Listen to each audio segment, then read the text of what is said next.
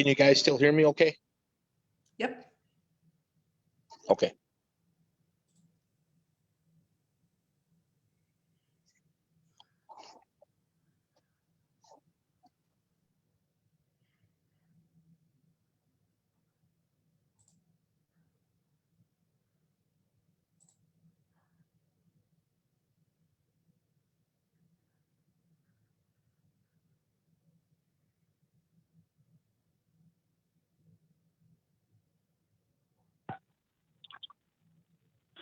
This is Leon Bowman, Wilson Town Chair. Can anybody hear me? I can hear you. Yep, we hear you. Okay. I just wanted to make sure I'm checked in case you have any questions. I understand you're going to be discussing the OAA. That's it. Yeah.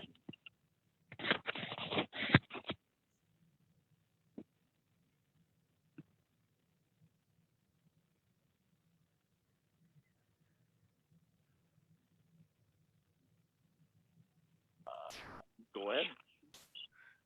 It is 6 o'clock. This evening, we will have a pre-council meeting regarding the orderly annexation agreement with Wilson Township. And I'll let Carlos Espinoza, city planner, take over. Evening, Council and Mayor. Carlos Espinoza here, City Planner. I'm going to go ahead and share my screen.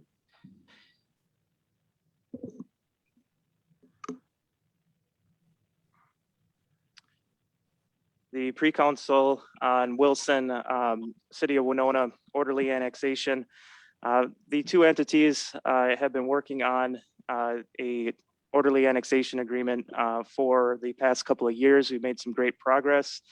Again, the agreement would allow an expedited annexation process for properties in the township that are adjacent to city utilities. This was last in front of council in June or July of last year. And now we are getting closer to the final part of the agreement. From staff's perspective, however, there is one outstanding issue. The township has approved language which states that a dwelling within the OAA cannot come into the city if a septic system can be installed on the property. And staff feels that the decision to hook up to city utilities should be up to the property owner. This could affect up to 24 of the 61 properties in the orderly annexation area. And so at this point, staff is seeking council input and discussion on proceeding further with the OAA at this time.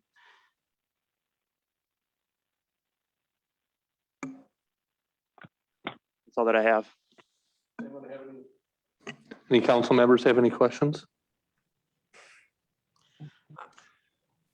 Carlos, Steve Young here. For someone who's new, can you just, no, we have an expired agreement, is that correct? That's correct. How long has that been expired? That expired in 2015. Okay, and can you do a quick compare and contrast between what the previous agreement was and what we're looking at entering into now? So the previous agreement covered a quite large area, multiple different sections within the southern part of the city and in Wilson Township. This is a much smaller area and is a much more simple agreement. This agreement would essentially be enforced or be enacted for 3 years with the option of 2 one-year renewals. But essentially this agreement only applies to properties that would be directly adjacent to city utilities, city sewer and water mains. Mm-hmm. Would a fair characterization of this be that this provides certain properties to potentially come into the city in a smoother, maybe more rapid fashion than outside of an agreement? Because there is annexation by ordinance, right? Correct. Okay. So maybe it is similar to that, but this agreement would provide an expedited and agreed upon method to do that. Exactly. Streamlined process. Okay. Thank you. Mayor, I think it's also safe to say this is far more targeted. This follows areas that have utilities. The previous one sort of drew a line across and had, I think, was it 1,000 or 2,000 acres? It was quite large. And the township's objection was there's no rhyme or reason to that other than the fact that it was close to the existing city limits. So this is really an attempt to try to follow the existing infrastructure that's already there. The other reason that we wanted to do it shorter term is because we want to work together with the township, build upon some of the relationships that we've built over the last couple of years. Leon has sat on the mayor's task force for housing. The couple of years that we've spent going through this process, which I think was really good, other than we've kind of hit a snag here. That's why we really need to come back to the council. I think we're hoping that we can then continue to work together on the comprehensive plan as that proceeds. We really need to work together as much as possible to make sure that as the city grows to the south, that it's done in a thoughtful way.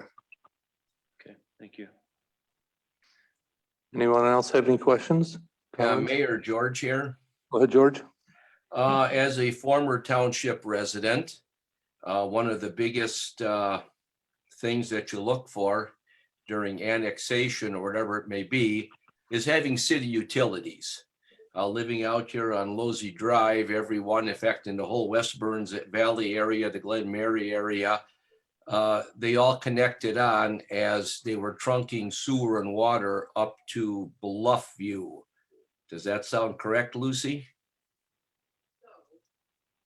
Yes, that sounds correct, George. Yes, and I say, and I know every homeowner hooked onto it. I guess if I was a township resident, out there, and if my sewer system fails, I think it would be the most reasonable way to go and connect to city sewer and water. I mean, it's right in front. Your sewer problems are taken care of for life. I don't know what it costs all to put in a mound system. Years ago, it was septic and dry well. And now, of course, they have the mound systems and things. I don't know what the cost of putting one of those in, but all these systems work good if you're just, a couple, or maybe you have one child. Now, all of a sudden it's a couple and maybe you have 3, 4, 5 kids. That puts a lot of pressure on that mound system or septic or dry well.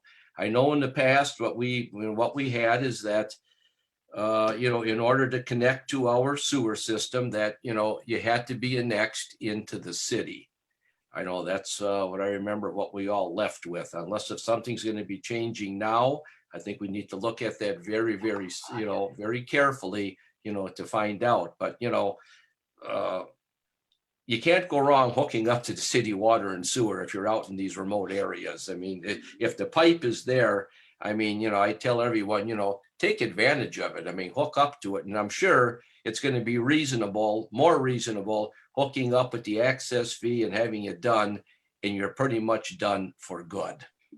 Thank you. Thanks, George.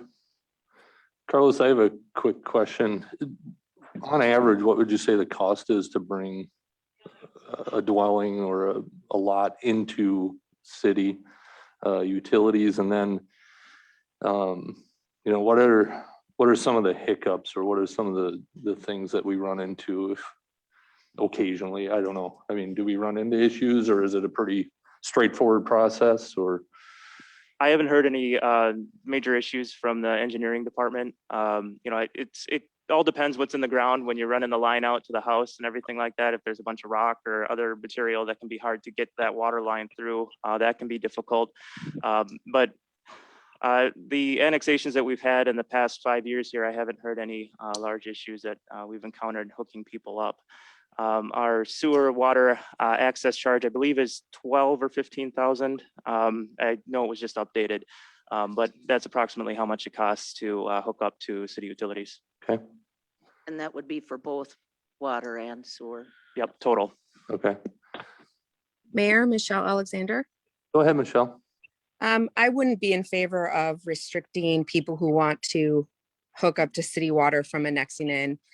I think the whole purpose of this is to make sure that we have the cleanest water available. And anytime a septic system fails, and quite frankly, I know the state is not a fan of septic systems, we should be encouraging them to hook up to a sewer system and water lines. And so I would not be in favor of that language in the proposed OA agreement.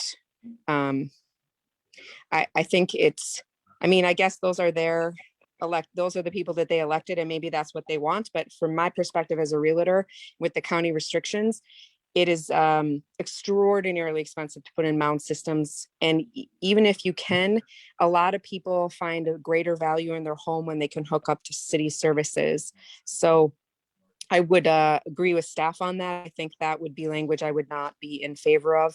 I mean, obviously, I'm not in favor of this agreement as it's specifically worded right now, not specifically because I want to annex all of Wilson. That is not even in my realm of reality, or it's too expensive. It's not what I'm looking for, but I think agreement should benefit both parties. And I mean, I've said it before, I don't really see the benefit for the city of Winona. We're really basically putting into writing an agreement that we already do by ordinance. But I mean, putting all that aside, that whole aspect of not allowing people to choose to annex in because they don't want them to hook. I mean, it sounds like they're trying to stop their community from choosing to annex in. And I don't think we have like a herd of people coming. They usually come when there's an issue.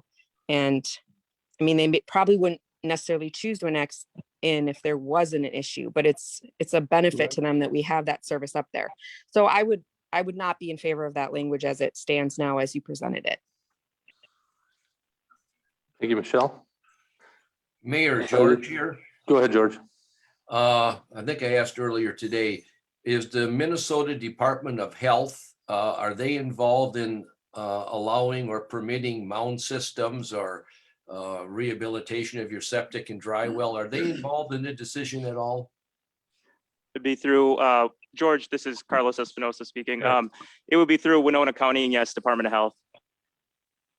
So the Department of Health could say, well, you know, we got this area for you to expand our sewer system or mound system, whatever it may be, but they could deny that and say you hook the city utilities because they're right out there. Is that right? Yes, primarily septic inspections are done, or the compliance forms go to the MPCA. And they have a worksheet that they work through. And if you're meeting any of the boxes, essentially, if you check one of the boxes and you're potentially impacting public water resources, that is a strong indication that you should not be able to put a septic back in that location.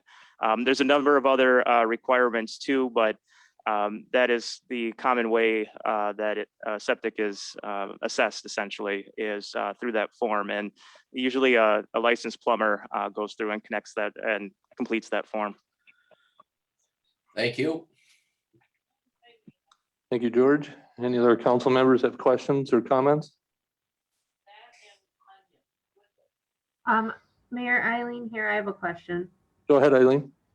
So looking at the language of this part that you're asking about, Carlos, would this mean that, for example, if one of those properties that is currently affected, if they decide to, if they have a current septic system and they go off of it and they want to be connected to city water and sewer, is that possible? Can they then be annexed in, or are they going to have to go through that process on their own?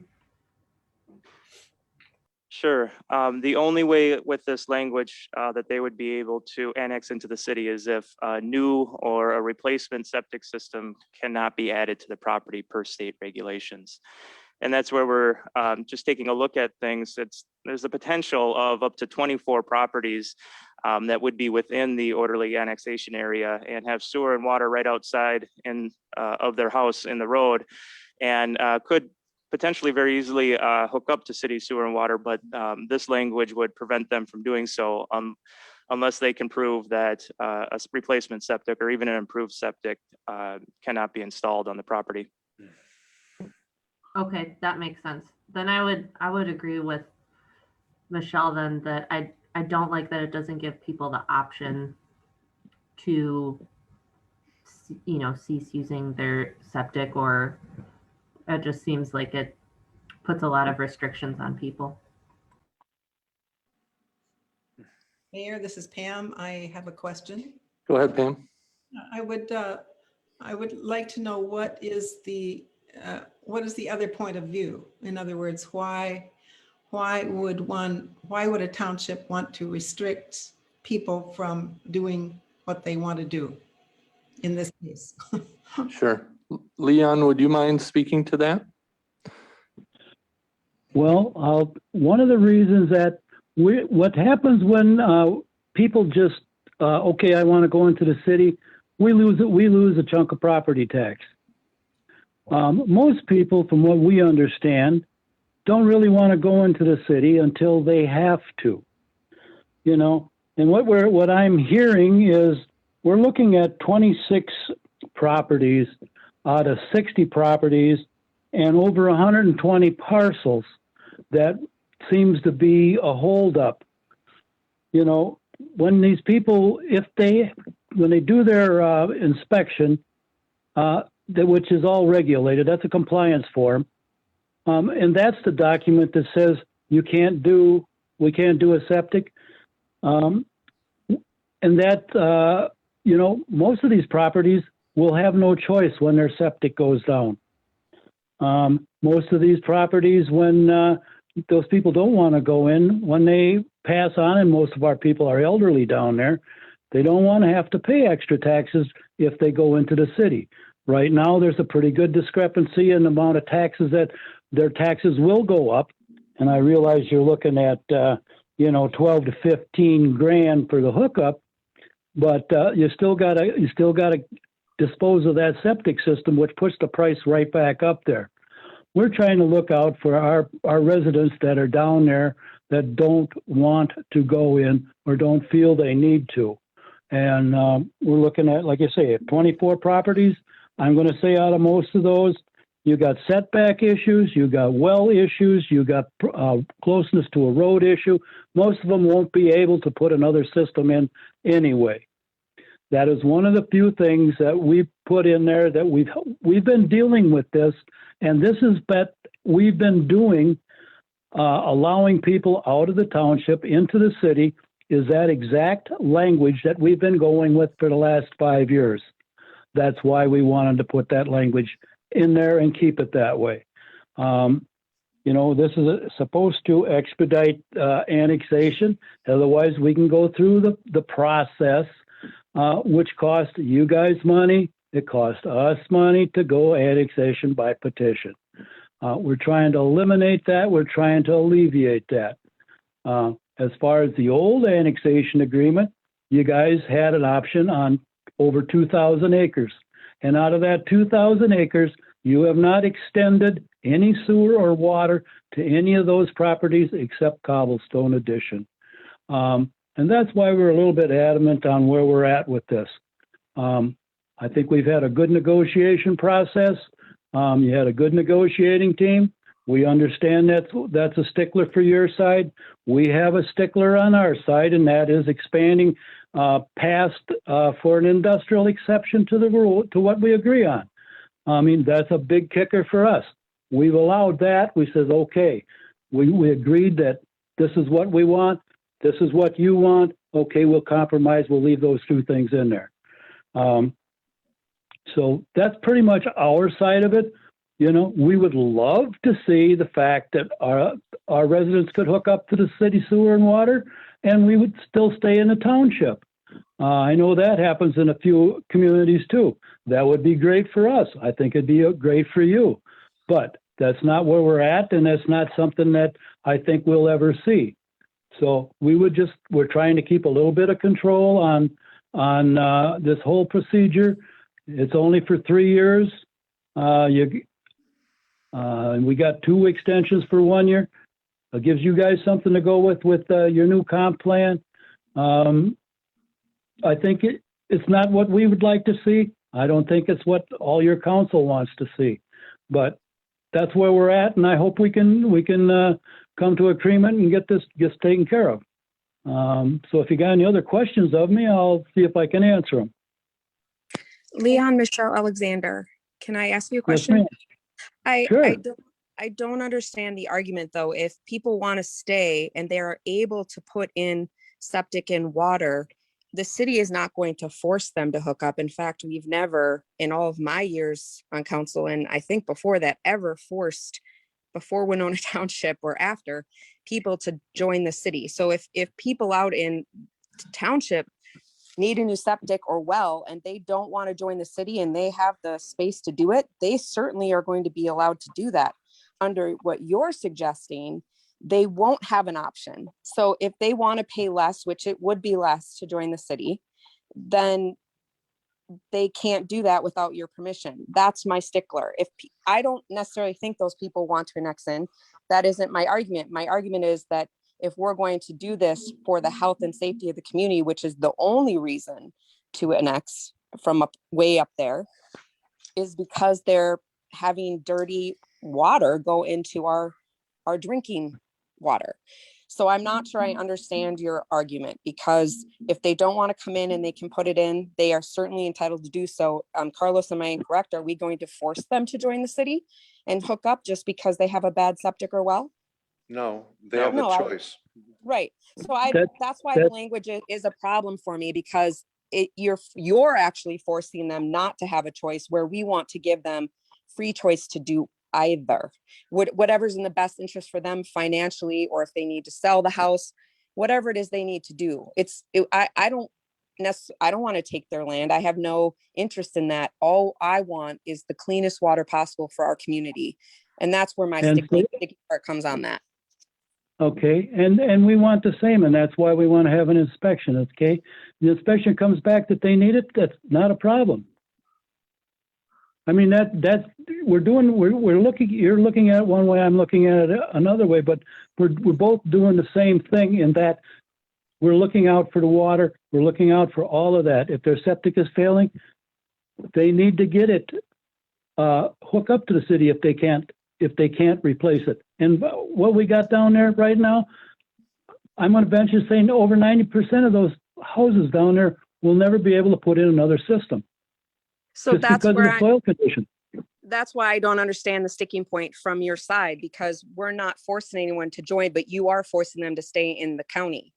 If they have a choice, then, and their choice is going to be the county, why do you need the language? We want the language so that the people that can have the choice. You're saying if everyone has to have the inspection at some point, sale or not, you're going to have your septic looked at. If it's bad, you're saying they're going to be forced to put in a new septic system because they could.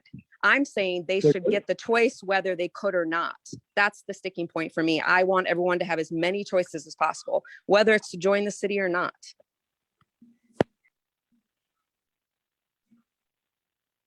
I understand your point, but this has worked with your side and our side for 5 years. That's why we wanted it in there. It's a process that has worked. We have not had any issues with it. Well, then we wouldn't really need a new agreement. So the whole point of these orderly annexation agreements is to deal with these things so that it doesn't come down to the ordinance. Otherwise we wouldn't need the orderly annexation agreement if it's working just fine. That's where I'm coming from here. It isn't working just fine, or we both wouldn't be at the table trying to correct that. No, we're not trying to correct that at all. We're trying to put an agreement together so you don't have to go through annexation by petition. We're trying to put together something to facilitate things to move along and to have a good working relationship.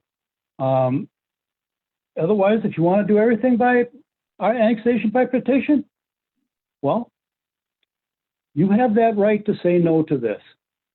But that's not what we're trying to do. We're trying to make this so we work together, so we have an orderly transition of expansion. You're going to take over the township eventually anyway. I have a whole lot of people in the township that are very adamant about they don't want it expanded out any further than what it is. Somewhere along the line, in order to do my job, I have to come up with something. My board has to come up with something. I understand what you want to do. I hope you can understand what we're trying to do. We're trying to preserve a little something that has been working and put it in orderly annexation agreement. If you don't like it, 3 years from now, we can dump it or come up with another plan. That's where we're at. Thank you, Leon. I understand, Leon. I think we're in the same situation. You guys won't accept it. If we don't accept it, then it's the same boat. I understand. I understand what you're saying. Obviously, we just don't agree. Thank you both for that. Pam, did you have a question for Leon? Excuse me, I asked. Thank you very much, both of you. Anyone else have any comments or questions? Yeah, Mayor George here. Go ahead, George. Just from listening to the last conversations that took place, that, what is the problem with with the agreement that we had? If I want to come into the city, I fill out a paper and submit it, and the city council votes on it, and you're in the city, and they all come in, of course, for sewer and water problems. George, who's that question for? It's just a statement out there. Okay, gotcha. Whoever, Carlos or whoever wants to Well, answer it, Leon or. I think we saw with the Bublitz property what some of the issues are.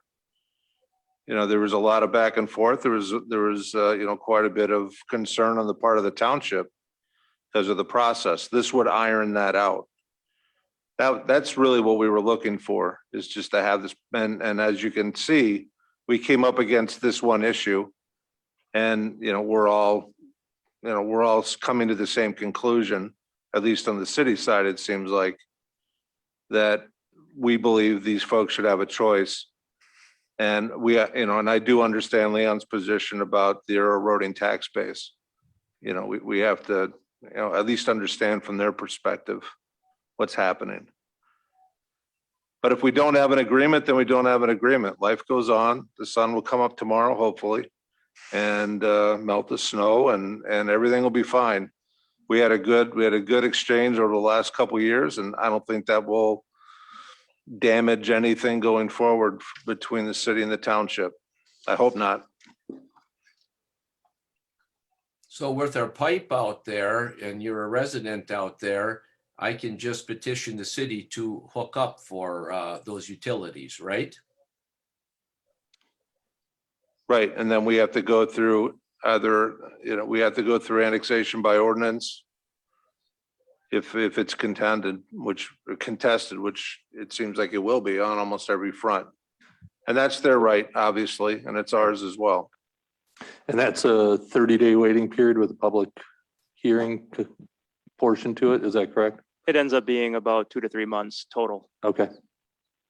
So then what's our final, our point here, that we want to give the people options? Is that what we're all talking about? We're saying if the pipe's in the ground, they should have the option to hook into it or not.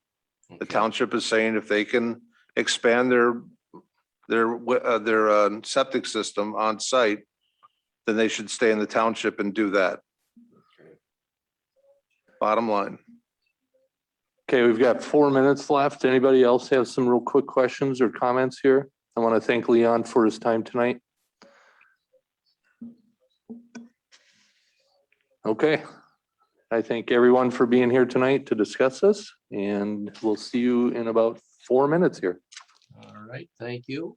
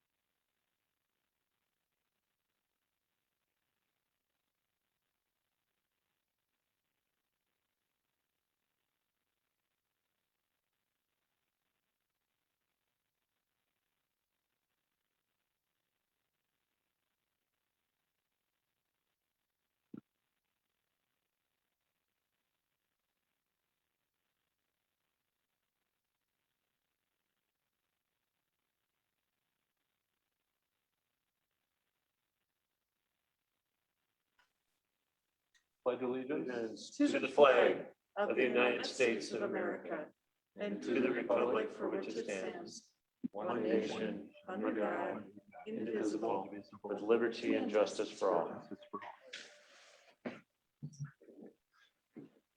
This is a regularly scheduled meeting of the Winona City Council and is being held via conference call pursuant to Minnesota Statutes 13D.021 in response to the COVID-19 emergency. Let me please remind those who are on the conference call line, please mute your phones until you're asked to speak. Also, please identify yourself before you speak. As required by the statute, all votes will be conducted by roll call, so each member's vote on each issue can be identified and recorded. Also, if at any time a council member is not able to hear the discussion or one another, please interrupt me immediately to indicate so. Also, just a reminder to state your name before you speak so you are easily identified. This evening, I have a couple comments to make. At our last meeting, I had spoken about creating a mayor's task force regarding the feasibility of community gardens. I have essentially interviewed and talked with quite a few people regarding the task force, and I have decided to appoint these following people to the task force: Bruno Borsari, Kyle Black, Leah Carlson, Nikki Chula, Jim Worthley, and Tom Kajawa. These people have been essentially what we're going to be doing with the community garden is we're going to be looking at the feasibility of adding additional community gardens. We'll be looking at locations. We'll be looking at maintenance. We'll be looking at the processes in creating and maintaining these community gardens. Another thing we'll also be doing is looking to create a succession plan so that we can have something that will last for a long time, so that it won't just be one and done kind of deal. The timing on this is excellent because we'll be able to plug and play this into our sustainability plan, which will also be plugged into the overarching city comp plan. So it's good timing for this. I know everyone on this task force is really excited about it. I know the community is as well. So thank you to those people of the community that are going to be helping out with this. Tonight, I'll also be making some appointments to the Board of Adjustment. We do have a member of the Board of Adjustment retiring. His name is Dave Kuba. Dave has spent 34 years serving for the city of Winona. He started in the 1970s. He was on the Human Rights Commission for 8 years. He was on City Council for 2 years, Board of Adjustment for 16 years, Planning Commission for 6 years, and also the Housing and Redevelopment Authority for 2 years. That is outstanding. That is phenomenal work by a community member to volunteer his time over 34 years to help make City of Winona a better place. And I want to specifically thank Dave for his time serving the city, and want to wish him and his family well in the years to come. So thank you. City Manager Steve Sarvey, do you have any comments? Okay. I'm sorry, I did not. Thank you. No problem. Thank you. I will now ask the city clerk to take roll call. Members of the city council are either present in the council chambers or participating by conference call. Please indicate your presence by stating here as the city clerk calls your name. Mayor Scott Sherman, Here. Councilman Young, Here. Moeller, Here. Alexander, Here. Iden, Here. Borzakowski, Here. Repinski. Here. Tonight we'll be having a couple required public hearings. For each public hearing, staff will make a short presentation, and then I will ask if anyone from the public wishes to speak to the matter. You must clearly state your name and address, and you will be given up to 3 minutes to make your testimony. I will call 3 times for public comments. Once the hearing is closed, the public may not participate in any discussion by the city council. The first public hearing, item 2.1, is to levy special assessment for removal of hazardous buildings at 1065 Marion Street. And Lucy is here to introduce Chad Summer. Thank you, Mayor and members of council.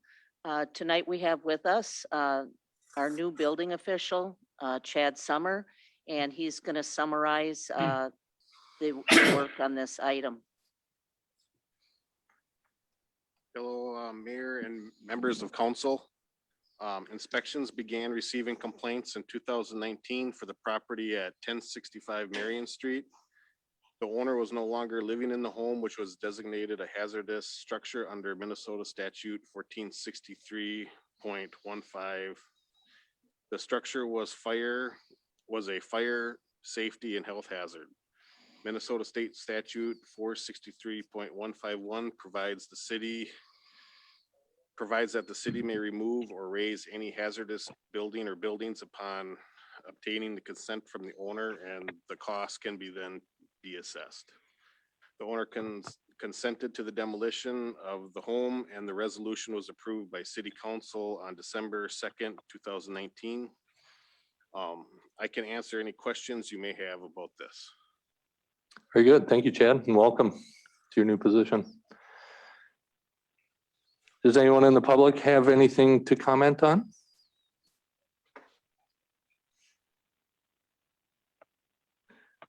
Again, does anyone from the public have any comments?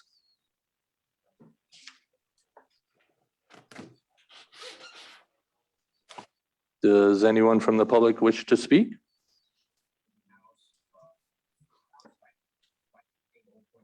Hearing no one, we'll close that public hearing.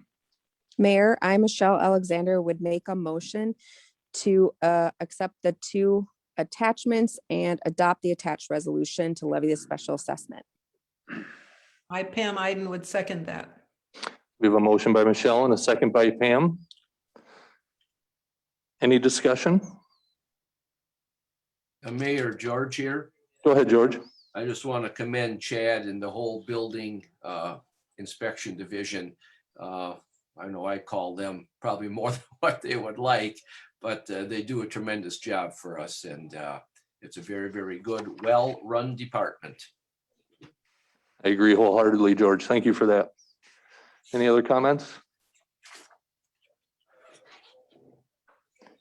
Hearing none, we'll vote by roll call. Mayor Sherman, Aye. Councilman Young, Aye. Moeller, Aye. Alexander, Aye. Iden, Aye. Borzakowski, Aye. Repinski. Aye. Motion passes.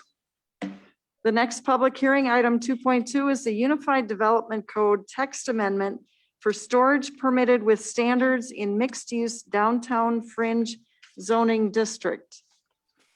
I will now open the public comment period. Does anyone from the public wish to speak? Mayor, if you don't mind, I do have a short presentation from city staff. Absolutely. Luke Sims with the bow tie tonight. Absolutely. Go ahead, Luke. All right. As soon as Brad Budnick gives me the ability to share my screen. Perfect. Thank you, Brad. Is everybody seeing this? Thank you. Yes. Yes, we are. All right. The day before you is the UDC Text Amendment to allow storage as a permitted with standards use in the mixed-use downtown fringe. A Unified Development Code Text Amendment is a general legislative change applying to the City of Winona's Unified Development Code as a whole. It does not, while it will affect multiple properties, it is not tailored specifically to one property, unlike a variance, for example, or a rezoning. Today's application is proposed to affect all properties in the mixed-use downtown fringe zoning district. The changes, if so adopted by City Council, would be adopted by ordinance. The Planning Commission did provide a unanimous recommendation for approval with the 4 standards proposed, and we are about to review. The applicant today is Black Squirrel Properties. They are a member of the public and allowed to propose changes, text amendments to the UDC. They're proposing storage as a permitted with standards use in the mixed-use downtown fringe with two standards. All storage use related activities must be performed entirely within a building. And secondly, the storage use shall not be located in the front 50%, with the exception of a maximum 36-inch wide dedicated entry and associated access to the storage in the rear. The applicability before you today is only for the mixed-use downtown fringe zoning district. It's approximately 31 acres and 70 addressed properties. Here it's shown out and outlined in red, it's shown in the light green. It is adjacent to primarily higher density residential and the most intense use in the city of Winona, the mixed use downtown core, which is in dark green. Considerations today include the purpose of the mixed use downtown fringe zoning district. This is written verbatim in the inclusion from the Planning Commission consideration in your packet. However, to highlight, it provides an area for mixture of uses that support the downtown core area, including commercial, public, institutional, residential, but also accommodates some light industrial uses as well. The character is intended to be similar to that of the mixed-use downtown core, and it serves as a transition to adjacent residential neighborhoods. Staff strongly recommends that in considering standards, the City Council consider engagement with the street, walkability, as well as the higher building design standards reinforcing the above goals, which are included elsewhere in the UDC. This includes filling property frontages, transparency standards, and building material standards. Walking through the 4 proposed standards one at a time. The first is all storage use related activities must be performed entirely within a building.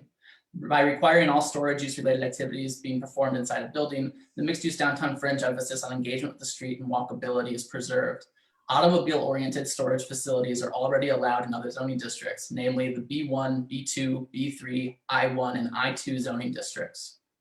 Additionally, it limits the footprint of storage facilities to the confines of a building, ensuring that the use will act more similarly to other downtown properties found in the mixed use downtown core and downtown fringe.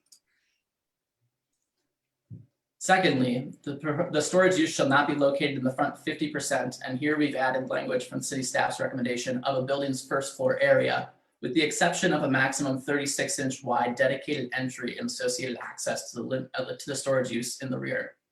Limiting storage facilities to the rear 50% ensures more interactive, desirable street front space be used for other permitted activities, which includes a broad range of commercial and retail activities. Additionally, city staff is adding language underlined above so that the standard mirrors the restriction on residential uses in the front 50% of the first floor area in the mixed use downtown fringe. It's also found in the mixed use downtown core and mixed use neighborhood requirements.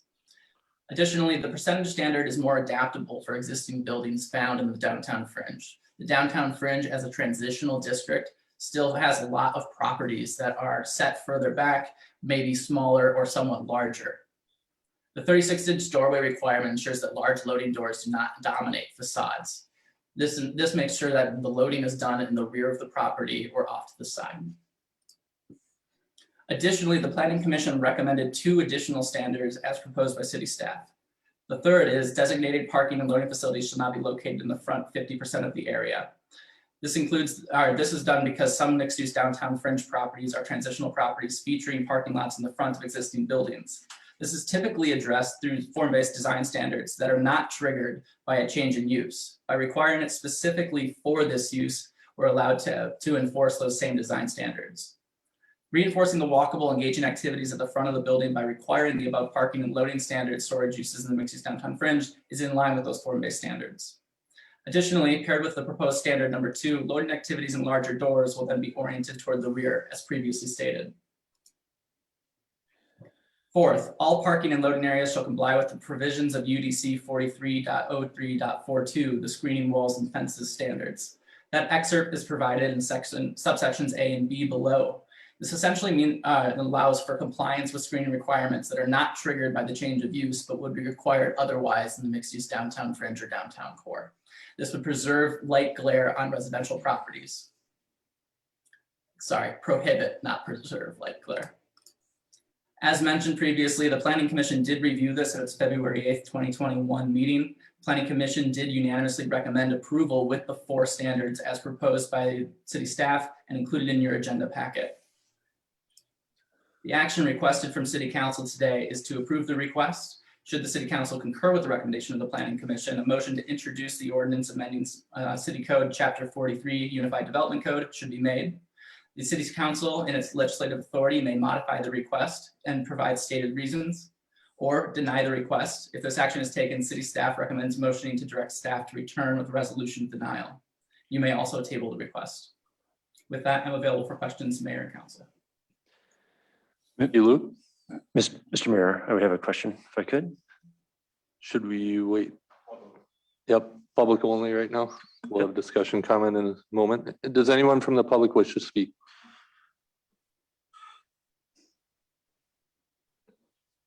Once again, does anyone from the public wish to speak?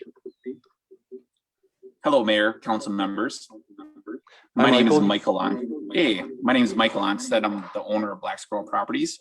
And just want to say thanks to Luke and Carlos over the last year working on this project, getting it to this point. And so thank you for that. And I guess if there's a point for me to answer any questions that may come later, if not, I figured this is my time to speak, so I better speak. So thanks again for everything that you guys have done. And I look forward to seeing what the result is tonight. So thanks. Thank you, Michael. Michael, can you state your address, please? Sure, 707.5 West Broadway Street, Winona, Minnesota. Very good. Thank you, Michael. Thank you. Does anyone else from the public wish to speak?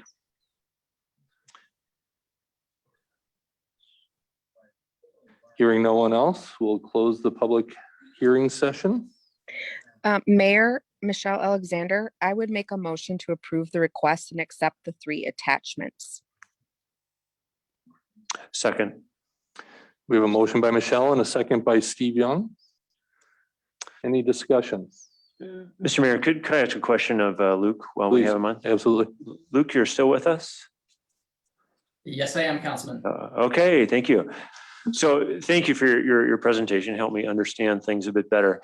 Am I understanding that maybe the reason that this is coming forward is a perceived demand for storage, especially in light of apartments that have been constructed in the past several years downtown? So it's kind of a demand type thing that's coming from residents in that area. Would that be accurate? Yes, I would say that that's an accurate assessment. And I think that that's reflected in the applicant's documentation. Yes. Okay, good. That's what I want to know. Thank you. Mayor Michelle Alexander. Go ahead, Michelle. Luke, as always, I greatly appreciate your presentations. They are so detailed and thought out, and they answer every question I could possibly have before I have it. This isn't really a concern. I just want to thank you and the staff for continuing to work on this with Black Squirrel Properties. I know this came up a while ago and it was denied by the Planning Commission and by the council, but I think this is the right time and the right place. And I'm just pleased that the Planning Commission was able to go through it and come up with a workable plan for our community. So I just want to thank you for your time and you and Carlos' time on this project. I think it's perfect, especially as Councilman Young just pointed out, the amount of development downtown, the number of people living downtown who are going to need extra storage. It's probably the most timely time to create this type of ordinance or plan for our downtown. So thank you for that.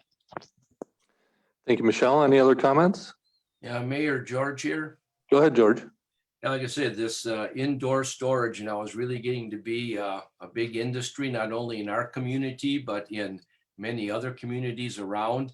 I know up there in the first ward, Winona Bowl, they really expanded, filled that whole thing in. And before you just put up a metal shed and here it is, come on down, I can store stuff for you, but it's changing. And like I say, a lot of it's getting more now to be, inside storage. And I think it's a good deal. And yes, I agree, there's definitely a demand for it. Thank you, George. Any other comments at all? I would like to reiterate what George and Michelle said, but I've watched this project for a long time. It was spurred by a singular project, but I think we've come to a very good conclusion or a collaboration here between city staff. I'd like to thank the planning department as well as Michael Onstad for the work that they've done together. So thank you very much for that. Any other comments at all? Hearing none, we'll vote by roll call. Mayor Sherman, Aye. Councilman Young, Aye. Moeller, Aye. Alexander, Aye. Iden,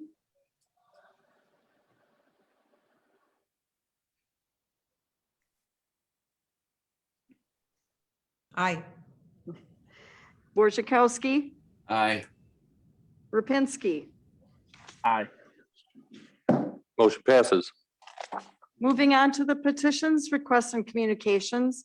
Item 3.1 is a massage therapy license for Prosperous Massage. Before we Mayor- start here, I have to state one thing real quick. Reminder that the public is not allowed to speak during these agenda items unless you have a request before the council, and I have given you permission to speak. Also, a reminder to the council that a roll call vote will be taken on each motion. Thank you. Go ahead, Michelle. Okay, I make a motion to approve the license agreement. Second. I'll second that. We have a motion by Michelle, a second by Steve. Any discussion? Hearing none, we'll vote by roll call. Mayor Sherman, Aye. Councilman Young. Aye. Moeller, Aye. Alexander, Aye. Iden, Aye. Borzakowski, Aye. Repinski. Aye. Motion passes. Item 3.2 is the farmer's market license agreement. I, Michelle Alexander, would make a motion to direct staff to execute the agreement. I, Pam, would second that. We have a motion by Michelle and a second by Pam. Any discussion? Mayor, I have a comment. Go ahead, Michelle. Does anyone else find themselves saying, I, Michelle Alexander, want to get something to drink? I do it all the time, but I'm so pleased that the farmer market is still coming back, that they're making use of the space, that they're available through the pandemic. I know a lot of people depend on them. So I'm just so pleased that we're getting back to some normal activities, maybe with less restrictions.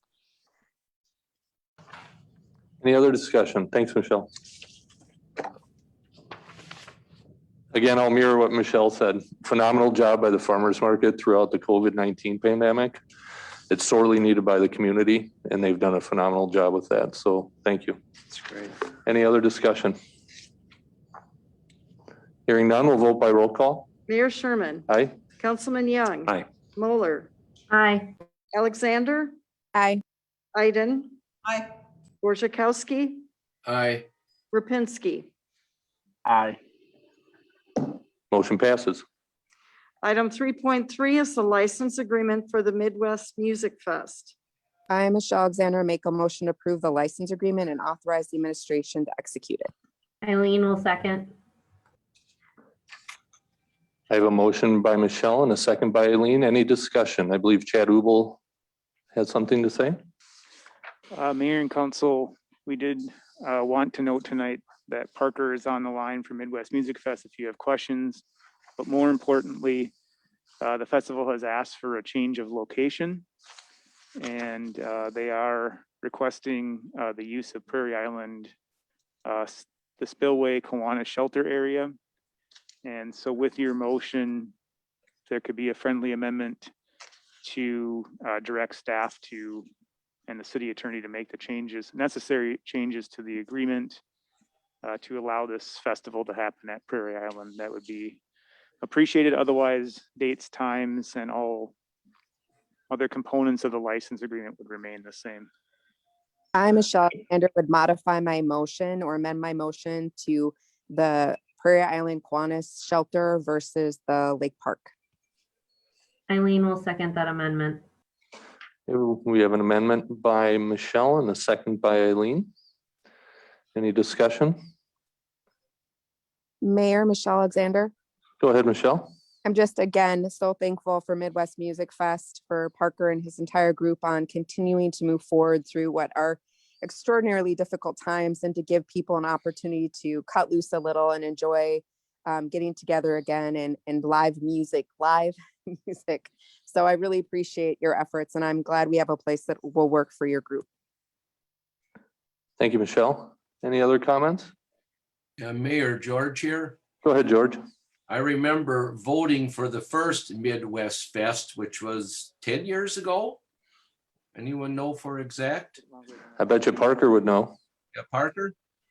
12 years ago, George.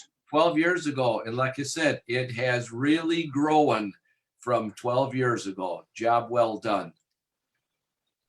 Thank you, George. Mayor, Aaron here.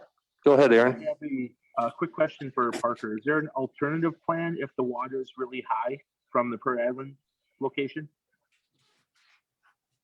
Well, we had some discussions about several different places, and one of the things that kind of helped us move down here was the forecast for the flood season looks to be very good this year. I think we would know if it was going in the other direction. We may have to come back to you and amend it. I don't think we would try to go back to Lake Park because of some of the discussions that we had with city staff or the band shell there. So we're hoping that we can follow through with doing it at Prairie Island. Okay, thank you.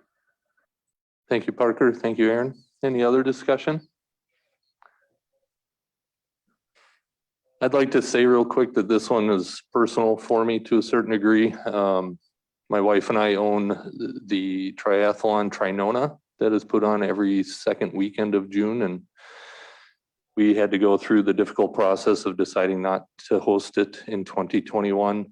Obviously, we were in discussion and looking at other events in the city. I'll be honest, I wasn't going to vote yes for this one until the governor had opened up the guidelines. I think we're moving in the right direction. I absolutely want to see Midwest Music Fest go on as planned. I love supporting events like this within our community. I think they are the lifeblood of who we are as a city and as a community. And so, I am in support of these events 100%. I am always going to have the concern of our community safety at the forefront of my mind. And I believe that Parker and his team have worked hard and diligently with staff. This move to Prairie Island is new to me. I hadn't heard it. I think it's a reasonable and honestly an excellent suggestion and change. So I would like to commend everybody on that potential amendment. So thank you, Parker, for all the work you've been putting in. Thank you for everything you've done for our community for the last 12 years. And thanks to city staff for working diligently with Parker and his team to make sure that this can be held with very little to no danger to any of the public. So thank you to everyone. Any other discussion? Hearing none, we'll vote by roll call. Mayor Sherman, Aye. Councilman Young, Aye. Moeller, Aye. Alexander, Aye. Iden, Aye. Borzakowski, Aye. Repinski. Aye. Motion passes. Item 3.4 are sign requests for St. Stan's and Park Rec. I, Michelle Alexander, make a motion to approve the request. Eileen will Aye, Aaron, second. second that. We have a motion by Michelle and a second by Eileen. Any discussion? Hearing none, we'll vote by roll call. Mayor Sherman, Aye. Councilman Young. Aye. Moeller, Aye. Alexander, Aye. Iden, Aye. Borzakowski, Aye. Repinski. Aye. Motion passes. Item 3.5, appointments to the Board of Adjustment of James Murphy and Aaron Slavy. I, Michelle Alexander, Move to approve motion those to approve appointments. those two requests. We'll take the motion from Michelle and second by George. Any discussion? Yes, Mayor George here. Go ahead, George. I just want to say just a quick couple of words about Dave Koba, who did tremendously serve our city in many different capacities. And for those that remember, back in 1996, when the 4th Ward seat became vacated, Dave and I ran for that office, and Dave and I hold the record for the closest vote ever in Winona. I lost by 2 votes, and after a recount, I lost by 1. That is in the city of Winona record books. And when Dave and I ran, then of course we ran again then 2 years later, but a very, very honorable gentleman. And I think we were probably the first ones that said we would go to meetings together. We would go to forums together. We'd be all gathered after the meeting, everyone together, and people could say, how can you guys do all that? Well, maybe we were ushering in a new era of campaigning back in 1996. Thank you. Thanks for the history lesson, George. Appreciate it. Any other discussion? Hearing none, we'll vote by roll call. Mayor Sherman. Aye. Councilman Young. Aye. Moeller. Aye. Alexander. Aye. Iden. Aye. Orzachowski. Aye. Repinski. Aye. Motion passes. Under, new- Just real quick, I do want to mention, I was going to do this earlier, we have pulled 5.1 from the new business, the facilities plan for wastewater treatment plant. That will be on the next agenda. Is that correct, Monica? yes, so we're pulling item 5.1 and it will likely be on the next agenda. Very good. Thank you. Skip 5.1. Item 5.2 is the Washington Crossing Subordination Agreement. I, Michelle Alexander, make a motion to authorize the mayor and city clerk to execute the document. George will second that. We have a motion by Michelle, a second by George. Any discussion? Hearing none, we'll vote by roll call. Mayor Sherman. Aye. Councilman Young. Aye. Moeller. Aye. Alexander. Aye. Iden. Aye. Orzachowski. Aye. Repinski. Aye. Motion passes. Item 5.3 is the adoption of the Ogden Park Management Plan. I, Michelle Alexander, make a motion to adopt the Amagin Park Management Plan. Steve Eileen will Young, second. Michelle made the motion. Steve beat Eileen to the punch, so Steve will second the motion. Any discussion? Mayor Aaron here. I have one question. Reading through that, am I understanding correctly that bicycles cannot go in that area because of gearing, because it has gears? Or are bicycles just not allowed into it because of it's a refuge? I'll speak to that. I think I have, oh, I'm sorry. Mayor and Council, Mary Stefanski from U.S. Fish and Wildlife is on the line. So Okay. I think it's probably best Mary answer that, and then we can certainly comment after that. Absolutely. The reason I asked that, Mayor, is I've been approached with the new bicycle bridge going over there. If bikes can ride down that dirt path and enjoy that scenery and along the river, and then come back and go continue along on the path. So that's the reason for my question. Understood. Thanks, Aaron. Mary, are you on the line? I am, Could you speak to that real quick? certainly. So we did get one comment regarding, well, two comments regarding bicycling, one for, one against, and we had the public comment period. So it is part of the refuge now, and therefore it's part of the National Wildlife Refuge System. And in order for a use like, that's not a wildlife dependent use, which bicycling is not, in order for that to be allowed on a refuge, it must be found to be compatible. And we went through the compatibility determination for bicycling, and it is found to be compatible if it's over ice. It is not compatible over ground because there can be erosion problems. There can be transportation of invasive species. There's a lot of issues that go with moving transportation vehicles across ground. So it is not compatible with the National Wildlife Refuge. The path, the river road that's in question, is going to be upgraded. And by upgraded, I mean, when you listen to Sean Giblin's presentation next, the material from that will be used to upgrade that road and fill all the big potholes that are there.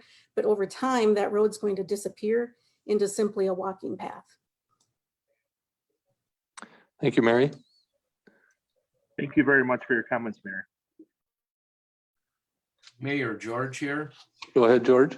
Hi, Mary. How we doing? Good, George, thank you. Yeah, that road that we're talking about, I don't, you can hardly walk it, more or less ride a bike on it. And I'm glad to hear you say they're going to be filling in all the ruts, because some of those ruts are quite very, very deep in there. And of course, I think you know my question, and I don't know what came through the comment period, but what about access for ice fishermen? As we know, for years, they were able to drive their vehicle back there from November 1st to like February 28th. Now, is that totally now prohibited? And what have you heard through your comment period? So I was surprised, we got no comments on that. The only comment I got was the voicemail that you left me that someone had contacted you. Okay. We got no official comments on ice fishing. And the reason the gate, actually, we did close the gate right at Thanksgiving time. And the reason that happened was because we got a complaint from a member of the public who ran into two vehicles out there. They were walking with their family and had two large pickups come by them that were causing problems, erosion. And they were, the walking family told them they weren't allowed to be beyond the barricades. They had moved the barricades themselves with the vehicles. And so that was the final push to say, we just need to go shut the gate. And so the gate was shut at that time. And actually we, in the comment period, we did get a couple people in support of having that gate shut. So you're correct, the gate will be shut. Okay. And then also, as I read through this, I see where there's about contacting the Winona Boat Club about parking. And I know the Winona Boat Club, if they have not yet, I know they'd be willing to talk to you or whoever about some areas where the vehicles can park. So they're open to that discussion, and more or less just, let us know when you would like to discuss that. We will, thank you. Thank you. Thank you, George. Any other comments, questions for Mary? I have a comment, Mayor. This is Pam. Go ahead, Pam. No, I'm just really glad that this is coming. I'm glad to see that we're adopting the management plan after all this time. I know it's been a lot of work, but it's a priceless area. And I'm glad we're going to be taking care of it now better than it has been taken care of for the last maybe 20 years, 40 years. There's been a lot of destruction out there, and I'm glad to see we're going to close that down. Thank you. Thank you, Pam. Any other comments at all?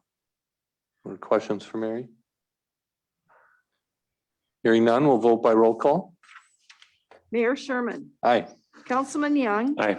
Moeller, Aye. Alexander, Aye. Iden, Aye. Orchakowski, Aye. Repinski. Aye. Motion passes. Item 5.4 is the Ogden Park Sam Gordy Slough Restoration Project.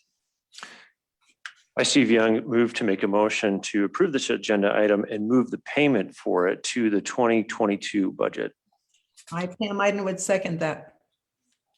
We have a motion by Steve and a second by Pam. Chad, go ahead. So Mayor and Council, Sean Giblin from Wisconsin DNR is on the line tonight, or on Zoom. He has a short presentation just to go over and as an overview of the project. So if you're okay, Mayor, if you don't mind, we'd like to turn it over to Sean. And then again, if there's questions based on the motion or questions for Sean, I think he'd be obviously happy to take them. Very good. Thank you. Go ahead, Sean.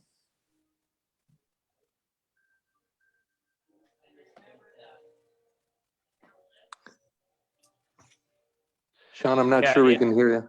Yeah, are you guys seeing my slides at this point? There you go. Yes, sir. Okay. Yeah. Thanks a lot for having me this evening. Yeah, so my name is Sean Giblin. I'm the Mississippi River Water Quality Specialist with the Wisconsin Department of Natural Resources. And I'm here to talk to you today about a habitat project we have in Sam Gordy Slough, across from Winona. And really, so, over the past several years, we've seen some degradation to the aeration channel that flows into Sam Gordy's. And really, we have a kind of a small scale project that we're out soliciting funds for at this point. And so pool 6, it's really on the radar of Wisconsin DNR, where a recent survey of the river. So if in my job in Wisconsin, I manage pools 3 through 11, have a little bit of pool 12 too, but pool 6 is pretty notable.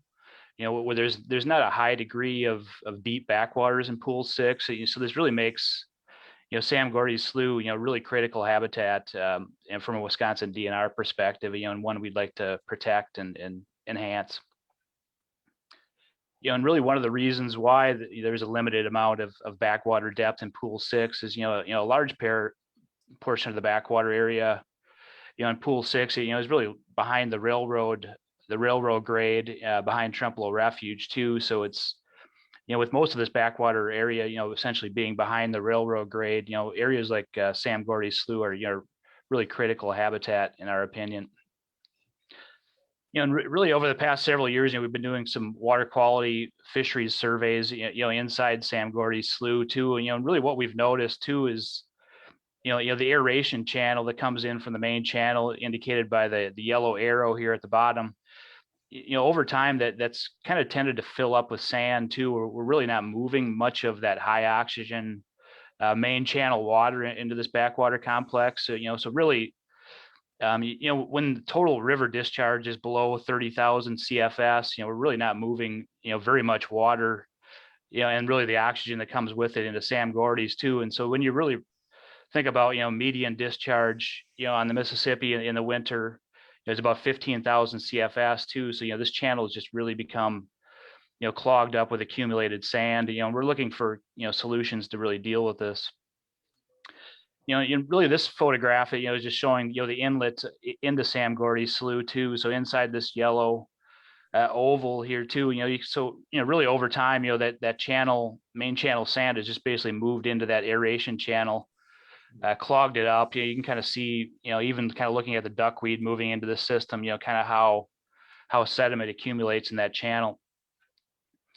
And so, really over the past several years, we've been doing water quality surveys inside there too. And these two heat maps are basically showing, oxygen in Sam Gordy's slough under two different conditions. So the heat map off to the left here was a period of time, during one of the recent high flow winters, when we were moving, about 23 cubic feet per second of water into Sam Gordy's too. And, and looking at this heat map, the blues, dark blues on this map are about 14 milligrams per liter oxygen, well above the 5 milligrams per liter oxygen we'd like to see. And conversely, when we had looked at this under one of the recent low flow winters, we're removing, less than 1 cubic feet per second of water, that again, that's sort of that high oxygen main channel water into this complex too.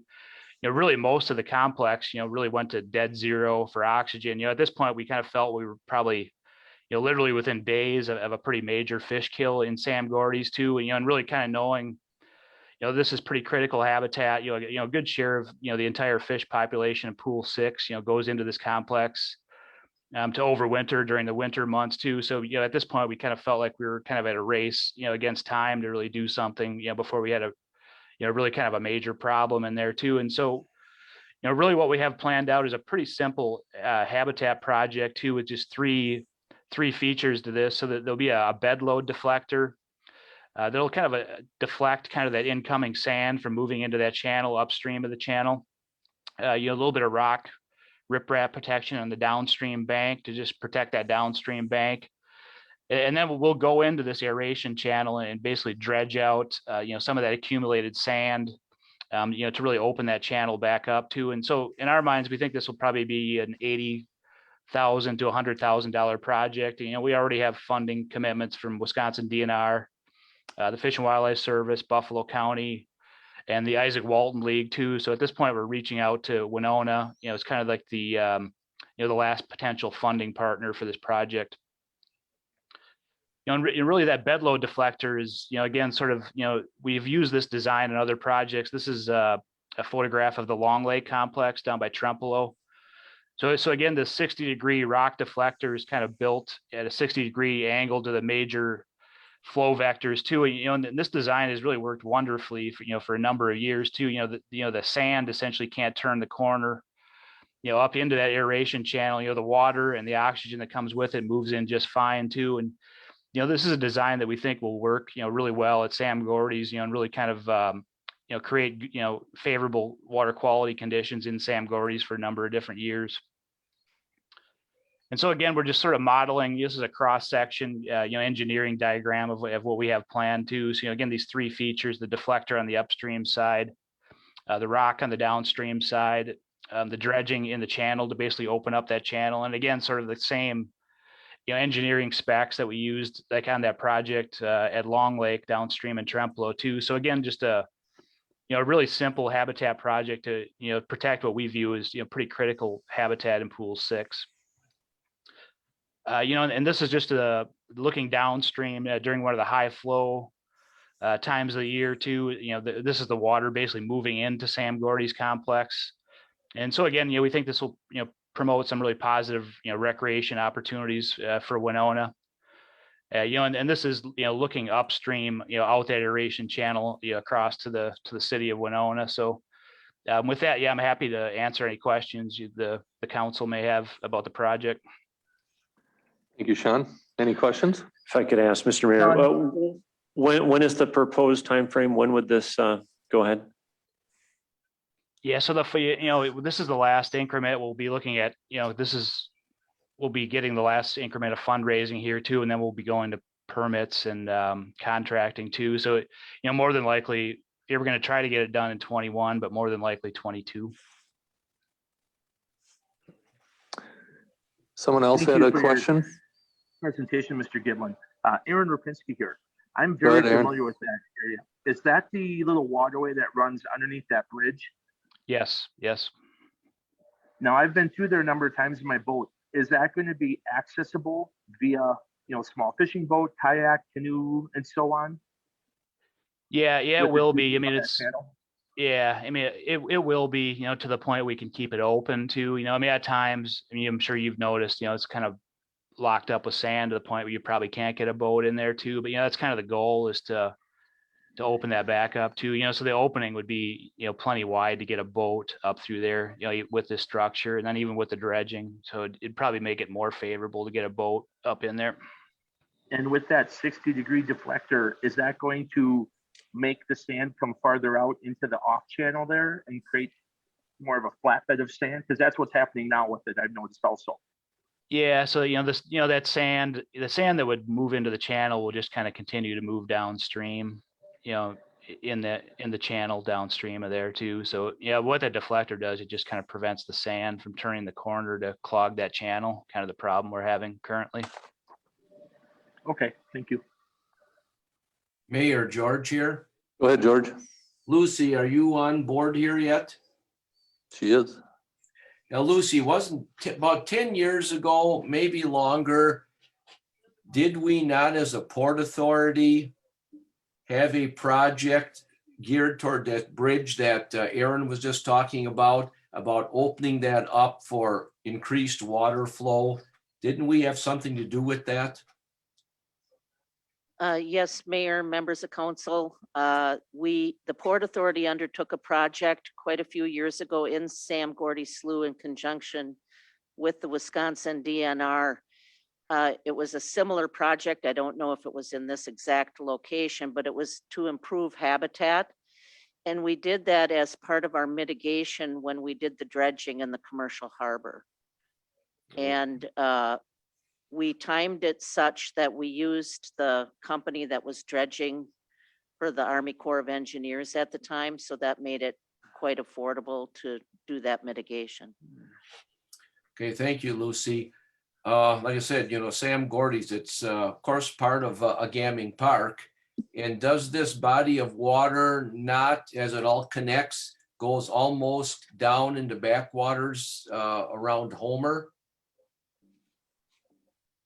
The outlet of that complex, it flows, so I don't know what it is, maybe 3/4 of a mile, then it sort of outlets back out to the main channel of the river. So it's, that's kind of the advantage of this channel. It comes in halfway through the complex too. So, even depending on what the river flows are doing, you can get, favorable conditions, whether it's upstream or downstream, which is kind of a nice advantage of this. That prior action, didn't implement this bed load deflector, which is kind of a preventative measure, for future excavation that would have to be done in that channel. So I know, like I say, Sam Gordy's, it's definitely a hot spot for fishing any time of year. And this deflector you're talking about, city manager, is that something we could look at by Dick's Marine? Anything's possible, council member. Okay. Okay, thank you. Thanks, George. Any other comments or questions for Sean? Mr. Mayor, if I could just go ahead, Steve. I certainly support this. This is exactly what we should be doing. This is a small contribution to an excellent project. The goal of my motion, though, is to have this go through our budget process and have it paid for out of next year's funds. I just get concerned that we wind up spending maintenance funds that we already have budgeted for this year. So certainly am in support of the project, but would like it accounted for properly in 2022 budget. Chad, would you like to speak to that at all? Mayor and council, based on what Sean has presented, I think that seems reasonable. I don't think the city would likely make any payments until the project is complete. And based on his timeline, I think that the motion is reasonable. I would, if you don't mind, Mayor, just open up to Sean to make sure that there isn't any, prepayment needed for any portion of the contract. Otherwise, again, as I've mentioned, I think Councilman Young's motion is reasonable. Sean, can you speak to that a little bit, the timeline for payment? Yeah, so then the funding would come through in 22 is what you're saying? That's what we're looking at right now. That's the amendment on the table. Yeah, I mean, I think we can make that work too. I mean, I think to get this accomplished in 21 is probably pretty ambitious in terms of, the permitting hurdles and contracting hurdles too. So, that's reasonable for us. And then I would just state if it does, something comes in 21 or we, then we can revisit it at council again. Okay. Sean, I have a quick question regarding the sand that'll be used to build the deflector as well as the dredging. I know it's not a lot of sand comparatively to some of the dredging projects, but where's that sand going to end up? Are you going to be using it for the deflector? Yeah. So the plan for the sand is at this point, is to basically use it to, potentially repair the trail ruts in that complex. Okay. Yeah, really, 1,300 yards in the grand scheme is a pretty small amount for by Mississippi River standards. Absolutely. Sean, Aaron Repinski here. Would the deflector actually be made out of sand, or would it be some sort of rock or debris there? Yeah, My it'll be. concern is that sand is going to literally wash away. Yeah, it'll be made out of rock. Large riprap. Yeah, so it'll stay in place. It's modeled after the same design we did at Long Lake, which is pretty large riprap, so it does maintain. If you were to estimate how far out that would come off of the current low-level water shoreline, what are we looking at, 20, 50 feet or? 75 feet is what we're looking at. Okay, so in essence, almost a mini wing dam, if you will? I don't know, there's a little bit of kind of upstream shoreline that kicks out there too. So yeah, it won't be, not by wing dam standards. 75 feet's enough to where we feel it'll be able to maintain itself. Okay, thank you. Any other questions?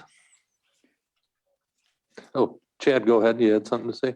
Mayor and council, just a quick reminder, Mary Stefanski, Fish and Wildlife had mentioned that potentially some of that sand could go to that river road that was just discussed in the previous item. So I know that Mary certainly and the Fish and Wildlife want to work with the DNR on that as well. So it's good use of the sand, I think.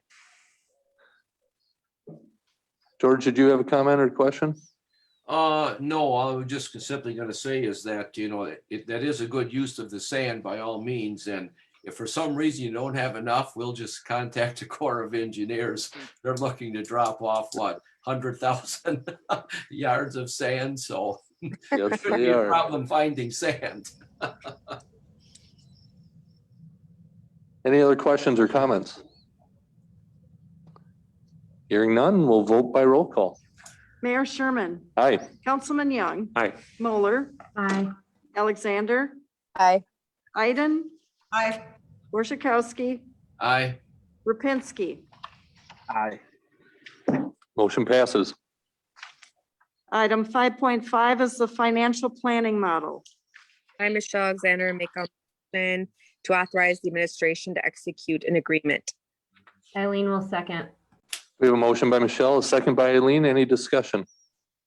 Yeah, Mayor George here. Go ahead, George. Is this a service that we've always paid for? I know what they're trying to do, and we've had that done before.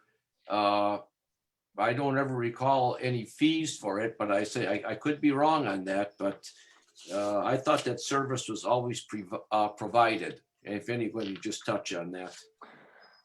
So this is different than what we have done in the past. This would be a planning model that can be updated each year with all of our CIP items. So we can take a look at what the long-term funding how it would affect the tax base. Okay. All right, good enough. Thank you. And Mayor and Council, I'd also like to mention that since we don't have a final contract, that that I would come back with a final contract, and so the motion should be changed to approve the proposal with the idea that staff would return with the final contract. I, Michelle Alexander, would amend my motion to say that you will work with the proposal and bring back the final product for approval. Eileen will second that amendment. We have a motion by Michelle and a second by Eileen. Any other comments or questions for Jessica? Hearing none, we'll vote by roll call. Mayor Sherman. Aye. Councilman Young. Aye. Moeller. Aye. Alexander. Aye. Iden. Aye. Worzikowski. Aye. Repinski. Aye. Motion passes. Item 5.6 is the certification of completion, final estimate and resolution of acceptance for the 2020 bituminous mill and overlay. I, Michelle Alexander, make a motion to approve the attached resolution. Eileen will second. We have a motion by Michelle, a second by Eileen. Any discussion? Hearing none, we'll vote by roll call. Mayor Sherman. Aye. Councilman Young. Aye.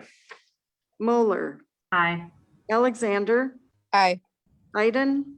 Aye. Worzikowski. Aye. Repinski. Aye. Motion passes. Item 5.7 is the Lake Park revegetation proposal. I, Michelle Alexander, make a motion to approve the donation and planting of shrubs and trees. I, Pam Iden, would second that. We have a motion by Michelle, a second by Pam. Any comments? Mayor Michelle Alexander. Go ahead, Michelle. John Howard, whether you're on or not, I'm not sure, but as always, this is excellent. It was pleasing to see so many of the cottonwoods come down, and it's wonderful to envision that we're going to be planting native and non-invasive and non-destructive species back into that area to make it more pleasant to look at again. So just kudos to you and everyone who worked hard to get us this project in place. I appreciate that. Mayor and Council, this is John. I do want to add one comment.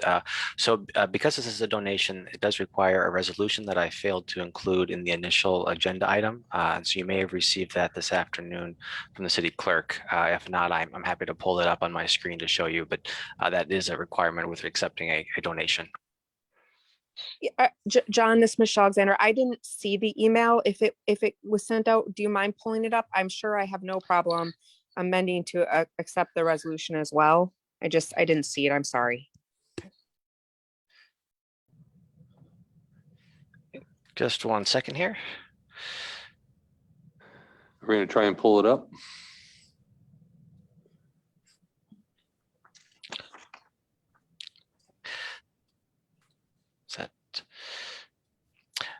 So the resolution is basically saying that the city works with local organizations, and Healthy Lake Winona has the materials, and we can provide the materials and the labor to do it, and the city is accepting of that donation. Happy to read the full entirety if you'd prefer to see it that way. Thank you, John. I read it. It looks great. Thank you for doing that. I appreciate it. Any other comments or questions?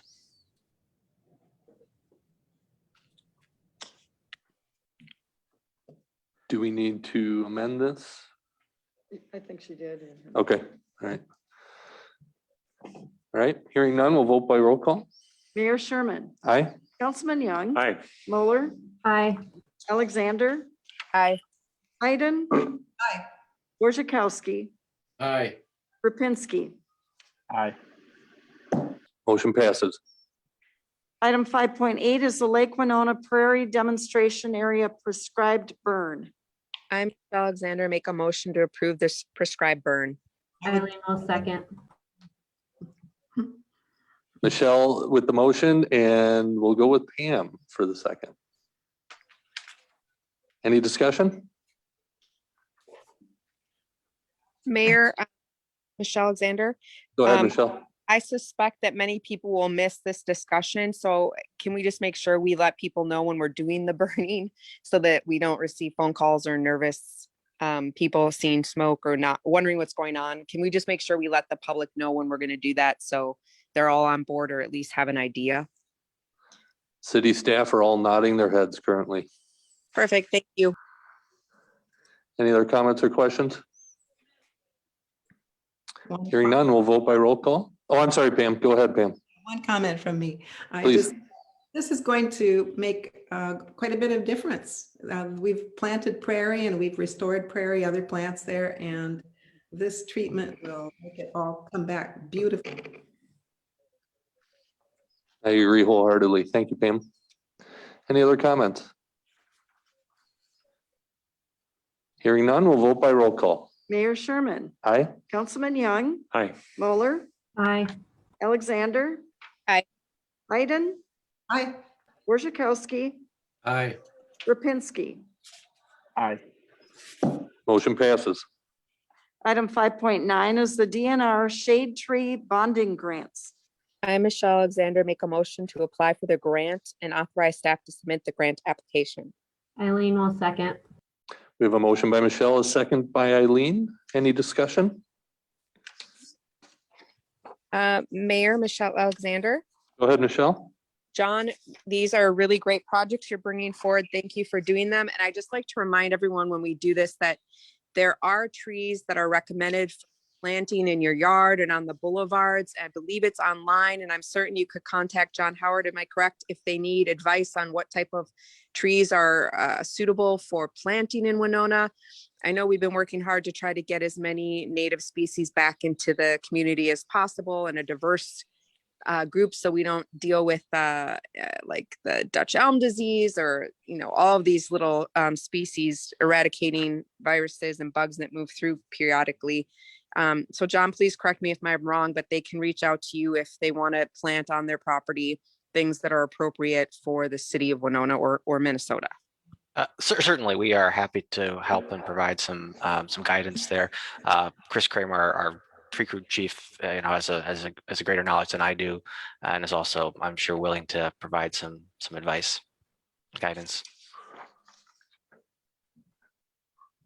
Steve Sarvey has a comment. Just a quick comment, John. On the top of the list is the Ohio Buckeye. Being a gopher, I think we should probably scratch those. I don't think humor is allowed at city council meetings. I think so, it is. Okay, all right, very good. Especially when you get all the snow. Any other comments or discussion? Remember the Big 10 or Big 14 now. Yeah, big 92, right? John, you're doing great work. I want to reiterate that. Thank you for bringing forth these projects to us. Thanks. Any other discussion or comments? Hearing none, we'll vote by roll call. Mayor Sherman, Aye. Councilman Young, Aye. Moeller, Aye. Alexander, Aye. Iden, Aye. Borzakowski, Aye. Repinski. Aye. Motion passes. Item 7.1 is council concerns. Tonight, we'll start with Councilmember Borzakowski. Thank you, Mayor. As we've heard before, under council concerns from many council members outside of myself, the Hamilton Street Railroad crossing needs to be repaired or patched, whatever it may be, but it needs a total reconstruction. The Hamilton Street Railroad crossing also is one of the bypass crossings when you are hung up on Mankato Avenue. So whatever we can do to get that crossing taken care of, I certainly hope that, well, I know we're just simply we're gonna have to do it, so it needs to be repaired. And then as I hear, of course, with the second train coming through that, if that's approved, that funding would be available to do all these railroad crossings. Well, I just heard on the radio here last week that I don't think that second train is going to be a problem getting through because Treasure Island Casino is on board with wanting a second train. So I think that gives us a pretty positive that this program, the second train is very likely probably going to come true. And also the East End Boat Harbor, as the Corps has used that for the last few years to unload sand down there. That boat launch has become very, very beat up. Street Department has patched it many, many times. Now they're patching on top of patches. So hopefully that we can get that. It would need a mill and overlay, and probably that whole circle down there in the East End Boat Harbor is very, very much deteriorating. And then just on closing, I would just like to simply offer sympathy to the Alexander and Wenzel family on the passing of mother and grandmother Nellie Wenzel, who lived to a good old age of 94. And from what I'm told, she really, really was a very interesting lady to talk to. So sympathy to both those families. Thank you. Thank you, George. Councilmember Alexander. Thank you, George. That was very kind. She was a wonderful woman. I'm going to miss her greatly. I am concerned. I'm concerned that it's snowing. If you can fix that for me, city staff. That's all I have tonight. Thank you, Michelle. Again, no humor at council meetings from now on. Thank you. That's a joke in itself, by the way. Councilmember Iden. Yes. Yes, I wanted to say that if anyone out there is interested in helping the city and helping Healthy Lake Winona plant those new trees and button bushes and little shrubs, I'm sure we could use the help. We are ordering quite a few. If you're interested in participating, please call John Howard at the city or let him know, email him about that. And he'll probably be putting the word out anyway as time goes on. Anyway, it's going to be a lot of work and it's going to be good. I have another concern, and that is Prairie Island. I think Prairie Island Park needs a lot more city attention. It's been used really heavily in the last 6 months or last 8 months. Specifically, I think we need a plan for that park, something that takes into account recreational zones and protected places and where the dogs can be and can't be.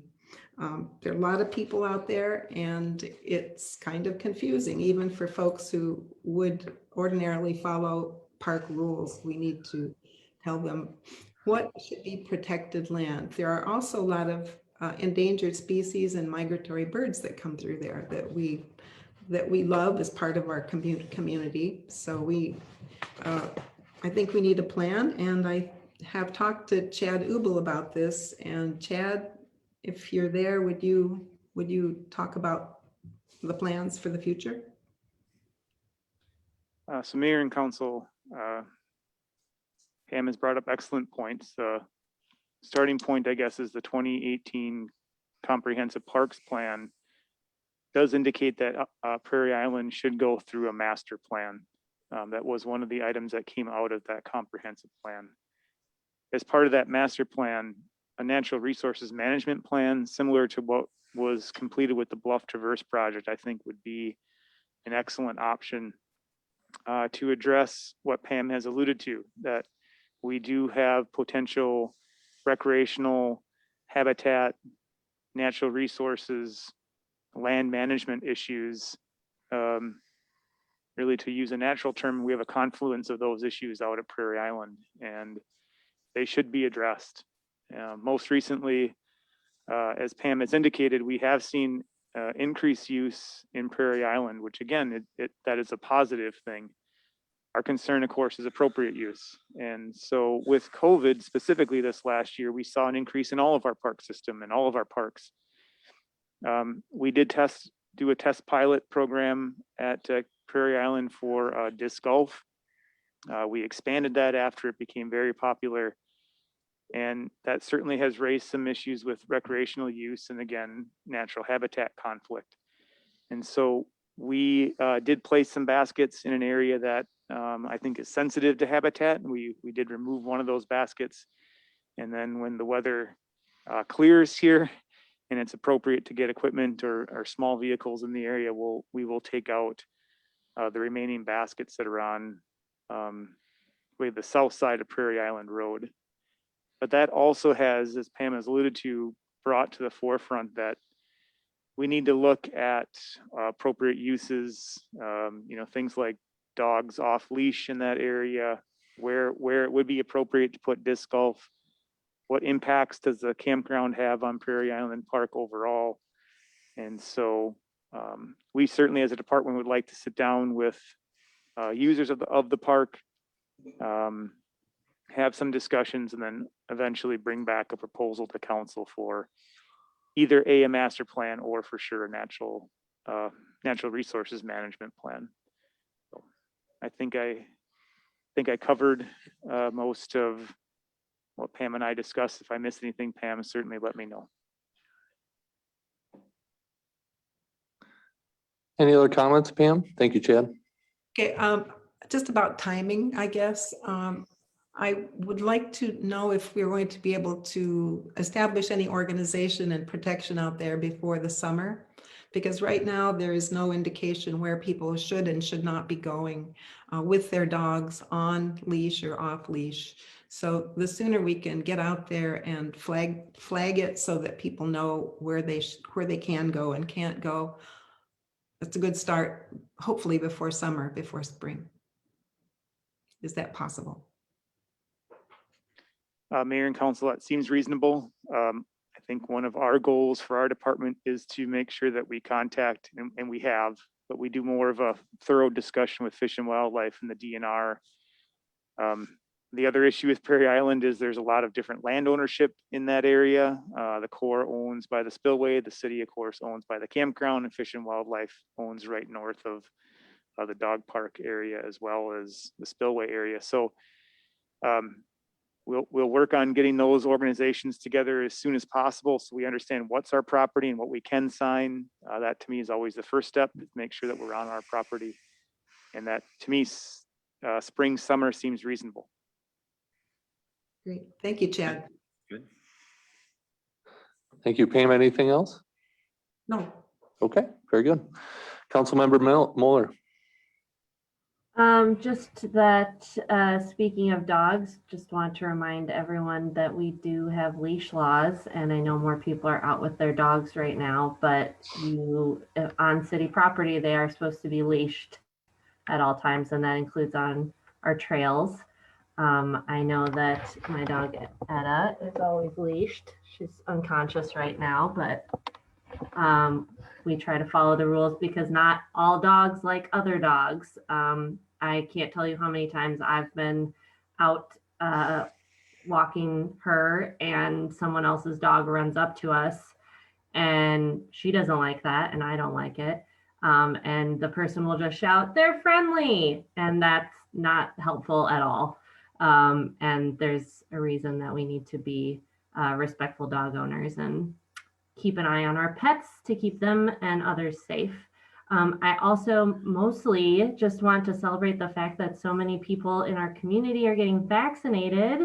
It's very exciting. There seems to be a glimmer of hope around summer coming up, and I especially want to thank the city staff who have been, especially our fire department, who have been working with the county to make sure that those vaccines get out.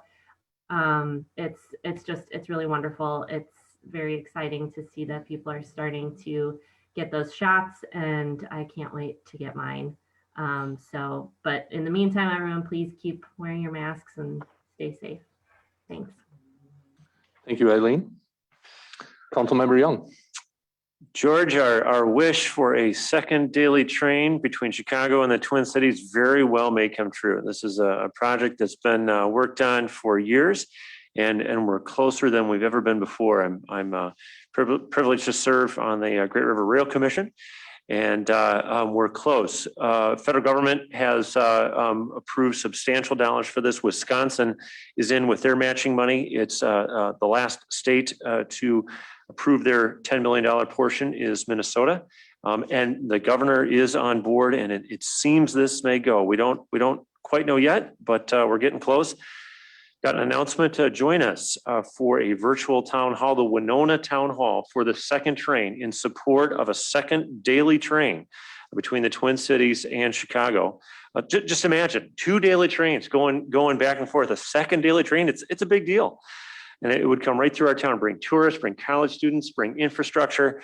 The virtual Winona Town Hall is March 23rd, 6:30 till 7:30. You can find details at greatriverrail.org. As soon as you log on, there'll be a pop-up inviting you to register for that town hall if you're interested. You'll learn more about what the second train is. Here's a really cool part that Winona needs to know, that a large portion of these investment dollars, we're talking $19 million, would be invested in our town. A major project on the east end and a major project on the west end. Side tracks, automatic switching. It is a major upgrade. There is not a downside on this. So this is a great opportunity. We're very close, but with legislation, it ain't over till it's over. So do join us again. Go to greatriverrail.org, find some details, learn about the second train, learn about the excellent investment for Winona, and join us at the virtual town hall forum. Thank you. Thank you, Steve. I think when you're done with insurance, you'll have a career in radio waiting for you. Excellent job presenting that little spiel there. Very good. Yeah, I think a lot of us are in support of the second rail. It will bring in a lot of dollars to the community. So thanks again, Steve, for serving on that committee. Councilmember Repinski.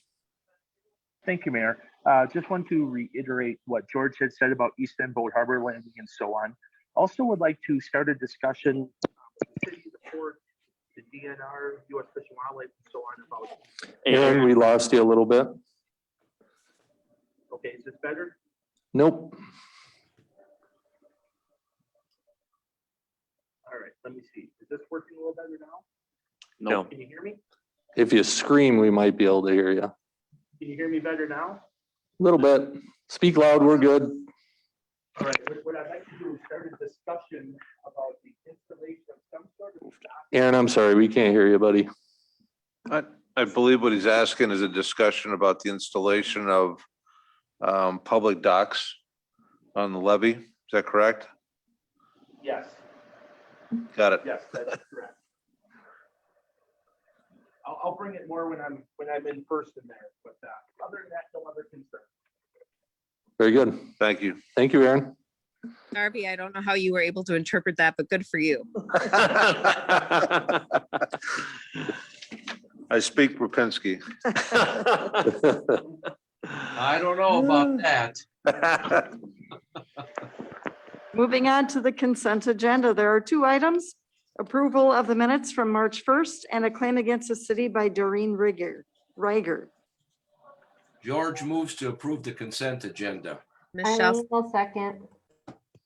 We have a motion by George, a second by Eileen. Any discussion? Hearing none, we'll vote by roll call. Mayor Sherman. Aye. Councilman Young. Aye. Moeller. Aye. Alexander. aye. Iden. Aye. Borzakowski. Aye. Repinski. Aye. Motion passes. Mayor, I, Michelle Alexander, move we adjourn. George will second that. We have a motion by Michelle, a second by George. We'll vote by roll call. Mayor Sherman. Aye. Councilman Young. Aye. Moeller. Aye. Alexander. Nay, I mean aye.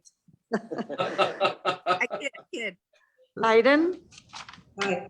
Borzakowski. Aye. And Repinski. Aye. We are adjourned. Good night, everyone. Thanks, everyone. Have a good week, everybody. Good luck. Good luck getting home, Aaron. Thank you. Thank you. Hopefully everything is on schedule so far. Drive safe.